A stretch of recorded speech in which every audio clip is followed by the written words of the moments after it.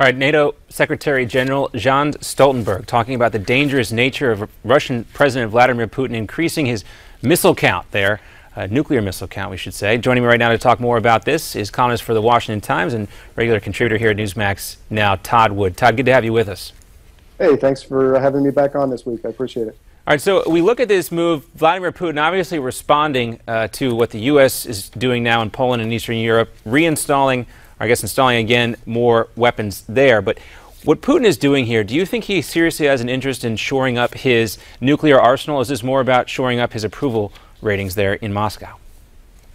Well, it's both. Look, the new Russian military is much more efficient and capable, but they still are, as a whole, behind the West and NATO militarily. They can protect their homeland, but they really cannot project power very effectively. So their ace in the hole is their nuclear weapons, and that's what they rely on to defeat NATO if it came to that. So upgrading their nukes, if you will, and my understanding is these 40 missiles will not be additional warheads, but replacements of old technology, which will be much more able to defeat Western anti-missile defenses. So it's natural for them to do this, and yes, of course, it boosts his popularity. Russians want Russia to be strong, and they like that.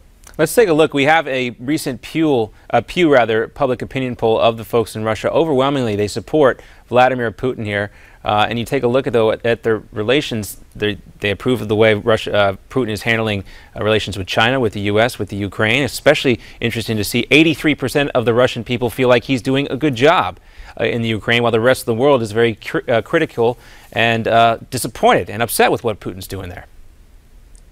Well, you know, he's very good at manipulating the population, if you will, and he has created, a lot of people think, this crisis in Ukraine to shift really the focus away from the economy and what's going on inside Russia and more towards needing an enemy, if you will. And America's a very good enemy to have, or at least we fill that role, so he's focused all that attention on us. And you know, he's touched a sore spot or a soft spot in the Russian soul. They want to be a powerful country. They want to be seen as you know, capable, and they want to be respected. And that's what he's given them.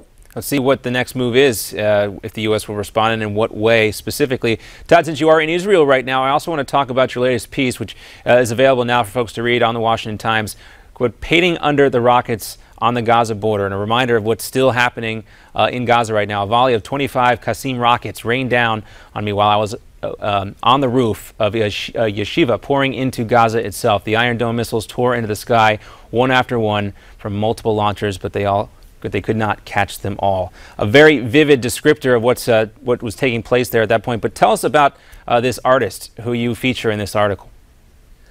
Yeah, I met Ella Rosenberg, a very remarkable woman. What you were reading was last summer during the conflict, but the rockets are still coming down into Ashkelon, and I wanted to go see, which is a border town in northern Israel, a 5,000-year-old city.